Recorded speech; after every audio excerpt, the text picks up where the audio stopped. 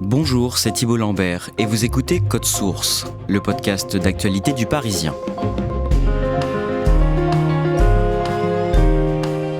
Pendant 7 ans, entre 2010 et 2017, des dizaines d'enfants et d'adolescents du département du Nord ont été confiés par l'aide sociale à l'enfance, l'ASE, à un réseau de familles d'accueil situé entre la Creuse, l'Indre et la Haute-Vienne, un réseau qui n'avait en réalité aucune autorisation pour héberger des mineurs. Les 19 membres de ce réseau sont jugés à partir du lundi 14 octobre par le tribunal correctionnel de Châteauroux dans l'Indre pour hébergement illégal. 3 d'entre eux comparaissent aussi pour des faits de violence. Plusieurs jeunes revenus de ces séjours ont en effet témoigné d'humiliations, de sévices répétés, notamment de la part des 2 principaux éducateurs. Cet épisode de Code Source est raconté par Christelle Brigodeau, journaliste au service police-justice du Parisien. Attention, certains témoignages qu'elle a recueillis sont très durs et peuvent heurter les plus sensibles.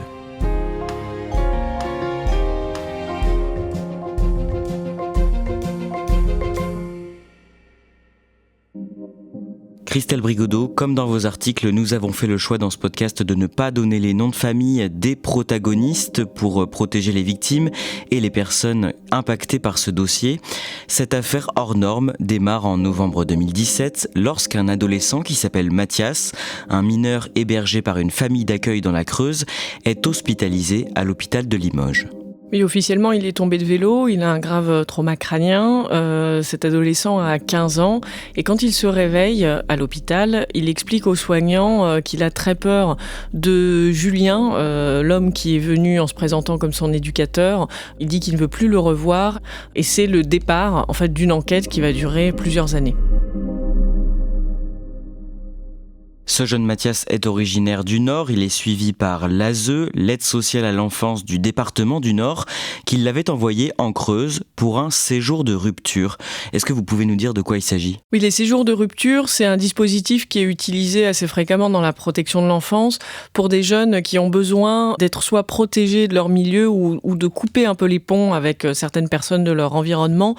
C'est souvent aussi, d'après ce que disent les travailleurs sociaux, une respiration pour les éducateurs qui sont quelquefois débordés par des jeunes dont ils savent plus vraiment quoi faire et donc on les envoie un peu au vert le temps de trouver d'autres solutions ou le temps que les équipes reprennent un peu leur souffle. Depuis 2010, l'ASE du Nord fait appel à une association qui s'est spécialisée dans ce type de séjour pour les jeunes en situation difficile, une association baptisée Enfance et Bien-être. Elle est gérée par 2 hommes, Julien et Bruno. Qui sont-ils ? Alors Julien, c'est un homme d'une trentaine d'années, aux yeux bleus, un ancien rugbyman qui a une carrure imposante. Bruno, c'est un petit homme un peu plus bedonnant, très beau parleur, avec beaucoup de bagou. Tous les 2 vivent pas très loin l'un de l'autre, à proximité de la commune de Mouhet, dans l'Indre. Bruno est un homme très sûr de lui, qui se présente partout comme un avocat ou un juriste. En réalité, il est ni l'un ni l'autre.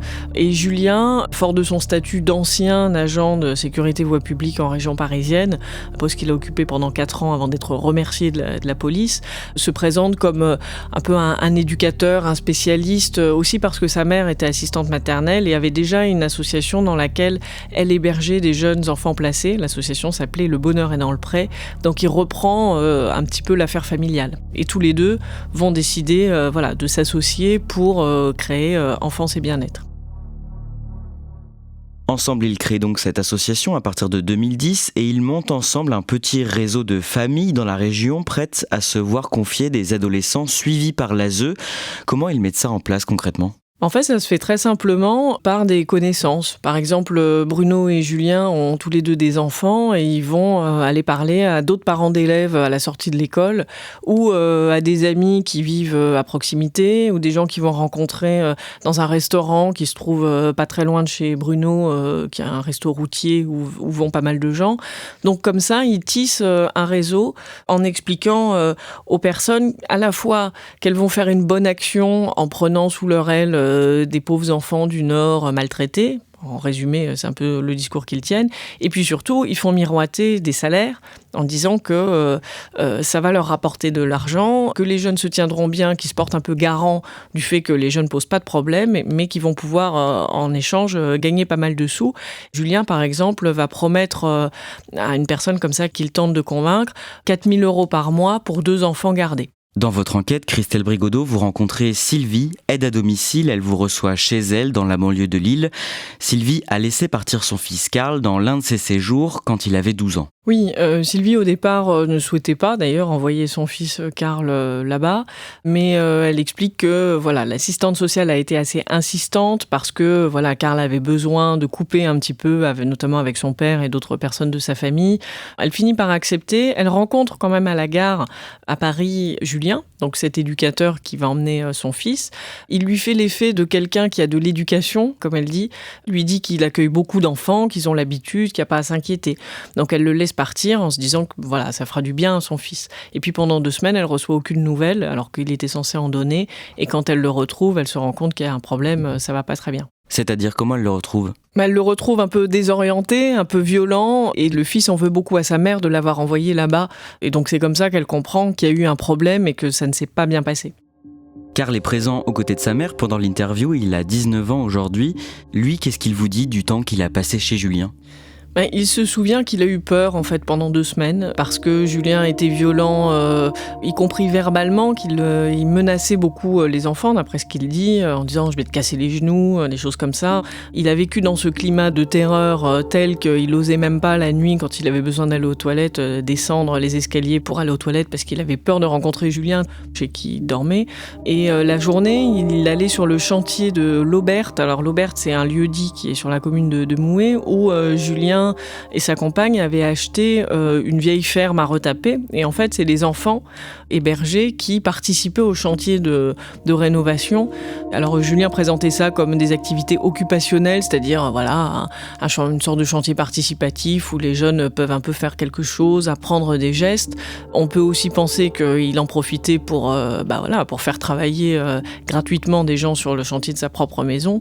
Mais la qualification de travail forcé qui a un temps été envisagée par les enquêteurs pendant qu'ils travaillaient sur cette affaire n'a finalement pas été retenue.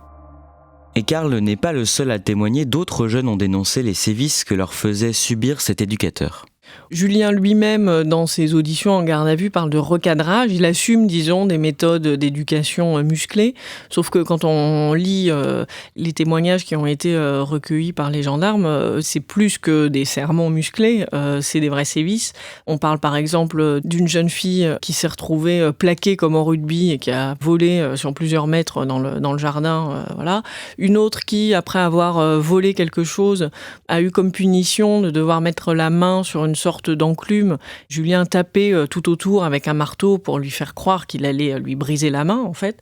Un autre encore qui s'est retrouvé avec la tête dans les toilettes et l'éducateur tirait la chasse d'eau pour lui faire peur. C'était de la pure violence et des humiliations très importantes.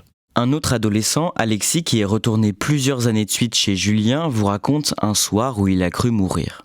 Alors Alexis précise d'ailleurs que lui était un peu le chouchou, qu'il a finalement vécu peu de choses par rapport à d'autres. Il a été témoin de beaucoup de choses, mais quand il raconte ce qu'il a vécu, on se dit que c'est déjà pas mal. Notamment un des premiers soirs où il était chez les parents de Julien, où ils dînaient ensemble, il a eu une remarque à table qui a déplu, qui était jugée insolente. Et Antoine, donc le père de Julien, l'a emmené dans le jardin en disant « je vais te couler dans la piscine ». Alexis, qui à l'époque était un peu un petit dur et essayer de paraître comme quelqu'un de pas impressionnable, s'est dit bon, il va juste essayer de me faire peur.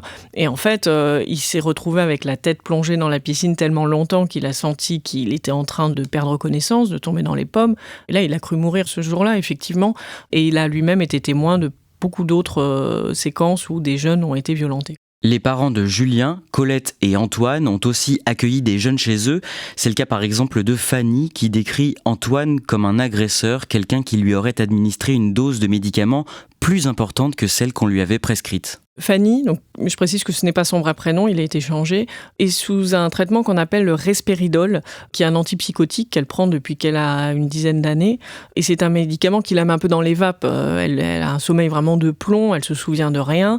Et pendant son séjour, elle se souvient qu'on lui donnait des doses plus importantes. Du coup, ça lui laisse une espèce de grand flou, un grand trou noir, comme elle dit, sur ces semaines qu'elle a passées dans la Creuse.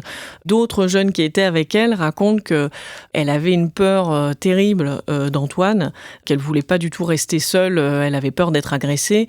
Fanny elle-même raconte qu'après son séjour en Creuse, elle était très mal, elle avait beaucoup de mal à s'en remettre, elle a fait beaucoup de fugues, ça l'a clairement marquée pour longtemps. Cet homme, Antoine, était déjà connu de la justice. Oui, parce que 2 plaintes avaient été déposées contre lui par des jeunes filles qui étaient déjà accueillies donc chez lui et son épouse, qui étaient estampillées famille d'accueil, sous le nom donc, de l'association Le Bonheur est dans le Pré. Et d'ailleurs, ça a donné lieu à la fin de l'agrément dont disposaient Colette et Antoine. Donc à partir de 2007, ils n'avaient plus l'agrément, mais ils ont continué de travailler comme famille d'accueil, puis de transmettre le flambeau, entre guillemets, à leur fils Julien. Bruno, l'autre éducateur de ce duo à la tête du réseau, reçoit aussi des jeunes chez lui entre 2010 et 2017, alors même que son casier judiciaire comporte des condamnations pour des agressions sexuelles sur ses filles à partir de 1995, et des témoignages le décrivent lui aussi comme un homme très violent. Mais violent et particulièrement intrusif à l'égard des jeunes filles. Plusieurs jeunes filles qui vont être hébergées chez lui témoignent du fait qu'il les oblige à ne pas porter de sous-vêtements quand elles sont chez lui. Et elles disent qu'il vérifie tous les jours, qu'elle ne porte ni culotte ni soutien-gorge, donc ça revient à décrire des attouchements sexuels. Elle raconte aussi qu'elles étaient obligées de se maquiller outrageusement avec du rouge à lèvres. Je rappelle qu'on parle d'enfants de 12 ans, 12-13 ans. Donc ça crée un climat extrêmement malsain, hyper sexualisé. Et par ailleurs, d'autres personnes, des garçons, vont témoigner du fait que Bruno les violente, notamment l'un d'eux, Damien, qui explique qu'il a eu plusieurs fois maille à partir avec Bruno, qui le battait à coups de cravache, une cravache qu'il gardait dans son salon, qui était normalement utilisée pour ses chevaux, et qu'il a utilisée contre Damien. Un ancien ami de Bruno vous raconte qu'il lui faisait part de voyages douteux à l'étranger. Oui, en fait, cet ami s'était interrogé une fois de voir une voiture immatriculée en Roumanie dans le jardin de Bruno. Donc il l'interroge et Bruno lui explique que oui, il va régulièrement en Roumanie, je cite, pour baiser des gamines. C'est le terme qui m'est rapporté par cet ami. Et dans l'enquête, on apprendra plus tard que effectivement Bruno se rendait régulièrement avec Julien en Roumanie, qu'il y avait caché de l'argent en fait et qu'il y avait ouvert une société. Christelle Brigodeau, en 2017, au moment où cette affaire commence à éclater, après les confidences du jeune Mathias à l'hôpital dont on a parlé au début de cet épisode, l'éducateur Bruno part en prison. Pourquoi ça ? Parce qu'il a été condamné à 20 ans de réclusion criminelle pour les viols répétés de sa plus jeune fille, Emma. Pendant des années, Bruno a entretenu une relation incestueuse avec sa fille la plus jeune. Fille d'ailleurs qui, pendant longtemps, dans ses premières années, avait été placée. Parce qu'il y avait eu déjà des premières alertes avec ses grandes sœurs, des agressions sexuelles qui étaient avérées. Donc l'enfant avait été placé et elle est revenue. Là aussi, c'est assez incompréhensible, mais à l'âge de 10 ans, dans sa famille. Et à partir de là, son père commence à la violer et va, pendant plusieurs années, entretenir avec elle des relations sexuelles régulières. Il dort avec elle dans le salon. Et c'est connu, évidemment, dans la famille. C'est connu aussi des enfants qui, à la même époque, sont hébergés chez lui.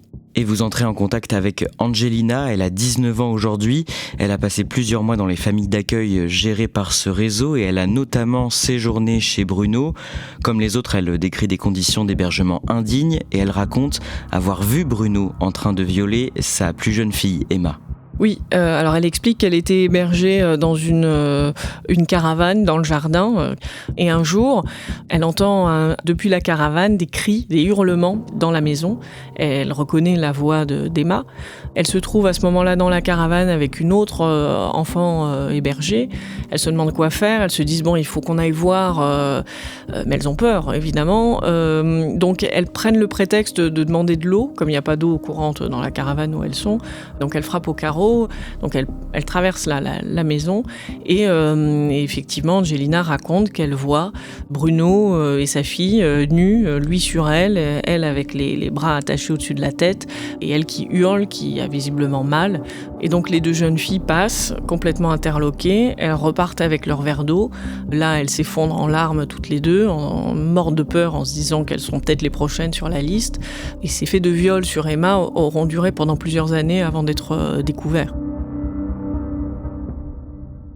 Pendant l'enquête, les gendarmes découvrent que ni l'association de Julien et Bruno, ni aucune des familles d'accueil du réseau n'avait reçu d'agrément pour héberger des adolescents de l'ASE. Oui, tout le monde semble avoir fermé les yeux, en fait, ou n'avoir pas suffisamment vérifié. En fait, la famille de Julien, ses parents, étaient connus comme famille d'accueil auparavant, avant qu'ils perdent leur agrément. Et donc, ça faisait des années que l'ASE du Nord travaillait avec cette famille, puis avec Julien. Et en fait, la réputation a suivi. C'est-à-dire qu'on considérait que c'était des bons professionnels qui étaient capables d'accueillir des enfants dont personne ne voulait ailleurs, donc ils étaient précieux pour ça. On pensait aussi, peut-être que d'autres avaient vérifié l'agrément, mais c'était pas le cas, il y avait comme une dilution de responsabilité qui fait que, en fait, tout le monde pensait que quelqu'un d'autre avait vérifié. Et puis aussi, il faut bien le dire, une négligence, un manque de prise en compte de la parole des enfants, parce que plusieurs jeunes quand même ont donné l'alerte, ont expliqué qu'ils se sentaient pas bien, que ça n'allait pas, mais ils n'ont pas été entendus. Après des années d'enquête, 19 personnes au total sont renvoyées devant le tribunal correctionnel. Julien, son père Antoine et Bruno pour des faits de violence. Il y a 4 personnes poursuivies pour avoir administré des médicaments sans ordonnance. Et l'ensemble des prévenus seront jugés pour l'accueil sans autorisation des adolescents de l'ASE. Mais certains se défendent en disant qu'ils se sont fait simplement berner par le duo d'éducateurs. Oui, ceux que j'ai pu rencontrer expliquent qu'ils étaient de bonne foi, qu'ils pensaient aider des enfants. Ils disent, voilà, pour nous, c'était légal parce que Julien et Bruno sont venus en nous montrant les statuts de l'association. Ils avaient des papiers, ils avaient des tampons du ministère de l'Agriculture, de la Jeunesse et Sport. Il semblerait qu'une partie de ces documents étaient des faux. Donc, eux disent, comment est-ce qu'on aurait pu, nous, deviner que c'était illégal alors qu'une institution comme un département, l'ASE du Nord, n'y a vu que du feu? Christelle Brigodeau, dans le cadre de vos articles, vous vous rendez dans les villages de Creuse, d'Indre et de Haute-Vienne où ce réseau de familles d'accueil était implanté. Est-ce que le voisinage, les gens que vous interrogez sur place, se sont doutés de ce qui se tramait entre 2010 et 2017 ? Oui, il y a des choses qui se savaient. Le fait, par exemple, que Julien et Bruno recrutaient des familles comme famille d'accueil, ça se savait, parce qu'ils n'en faisaient pas mystère. Ils allaient voir partout dans leur entourage, à la sortie de l'école, dans les fêtes de village, des gens pour trouver des personnes qui voudraient bien prendre des jeunes. Donc, c'était pas du tout un tabou. Ce que me disent des voisins, des gens que j'ai pu rencontrer, c'est qu'ils voyaient bien que Bruno était un peu étrange avec sa fille, par exemple. Il se promenait toujours avec elle. Il y avait des bruits qui couraient, mais tous disent, on n'avait pas de preuves. Et puis les jeunes, c'était des jeunes de l'ASE du Nord, des jeunes maltraités, donc c'était normal qu'ils soient pas très bien dans leur peau. La plupart disent qu'ils n'avaient pas constaté de violence, même si, il y avait quand même des présomptions. Le procès s'ouvre le lundi 14 octobre devant le tribunal correctionnel de Châteauroux dans l'Indre. Il doit durer 5 jours et malgré les nombreux témoignages de jeunes qui évoquent des violences sexuelles pendant ces séjours, personne n'est poursuivi pour ces faits. Oui, parce que le dossier a été en quelque sorte coupé en deux. En fait, il y a eu un volet qui est passé aux assises, c'est-à-dire les accusations de viol contre Bruno à l'égard de sa fille Emma. Donc ça a été jugé et il a été reconnu coupable et a pris 20 ans de réclusion criminelle. Et puis par ailleurs, le dossier qui concerne les jeunes de l'ASE a été ce qu'on appelle correctionnalisé, c'est-à-dire qu'on a retenu que les infractions qui sont passibles de poursuite au tribunal correctionnel. Et ce volet des agressions sexuelles n'est pas présent, c'est assez bizarre. Ça aurait pu, d'après ce que disent plusieurs avocats qui est partie prenante au dossier, plusieurs des avocats qui interviennent dans ce dossier ont le sentiment quand même que l'affaire a été assez minimisée et qu'on a retenu les infractions minimales. L'aide sociale à l'enfance du département du Nord, l'ASE, n'est pas citée à comparaître dans ce procès, et ça indigne des parties civiles. Parce que c'est incompréhensible, ça laisse penser que les enfants seraient venus presque tout seuls. Or, c'est bien quand même les services sociaux du département du Nord qui ont envoyé ces jeunes là-bas. Et c'est vrai qu'on ne comprend pas pourquoi le département n'est pas cité, ne serait-ce que comme témoin, pour expliquer comment les choses se sont passées. Il y a clairement un manque qui est dénoncé par les parties civiles qui craignent en plus que leurs paroles soient dévalorisées à cause de ça. Parce que, évidemment, pour les personnes qui sont mises en cause dans l'affaire, le fait que l'ASE du Nord ne soit pas cité, c'est du pain béni quelque part, parce qu'ils vont pouvoir expliquer qu'ils n'ont pas si mal travaillé que ça, puisque un département leur a fait confiance. Donc ils vont quelque part s'abriter derrière le parapluie de l'ASE, qui lui-même ne sera pas là. Et pour les parties civiles au procès, c'est la crainte de n'être pas entendue une fois encore.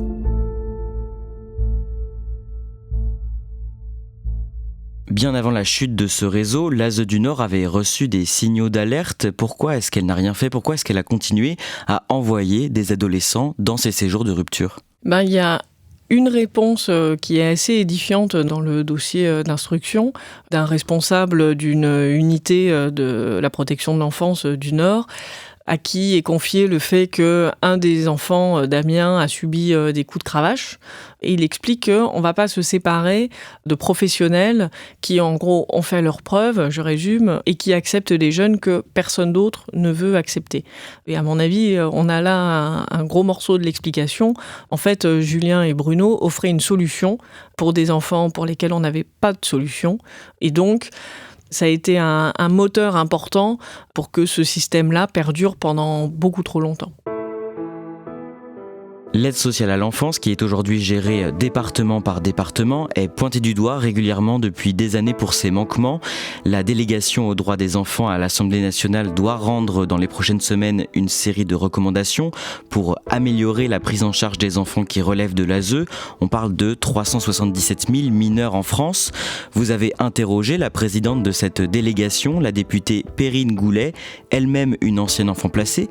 Qu'est-ce qu'elle pense de toute cette affaire ? Elle pense que les enfants devraient porter plainte contre l'ASE. Elle pense que, en fait, les départements ne prennent pas suffisamment leurs responsabilités et que peut-être que la justice ne se retourne pas suffisamment pour demander des comptes des institutions comme la protection de l'enfance et les départements.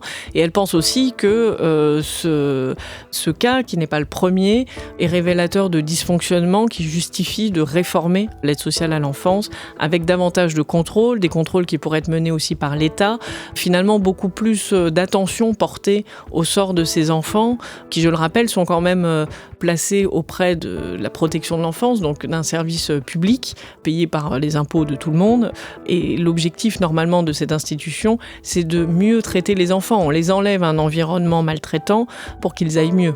Et là, on a un exemple d'enfants qui ont été enlevés à leur environnement et qu'on a jetés dans les griffes de personnes qui n'étaient absolument pas recommandables.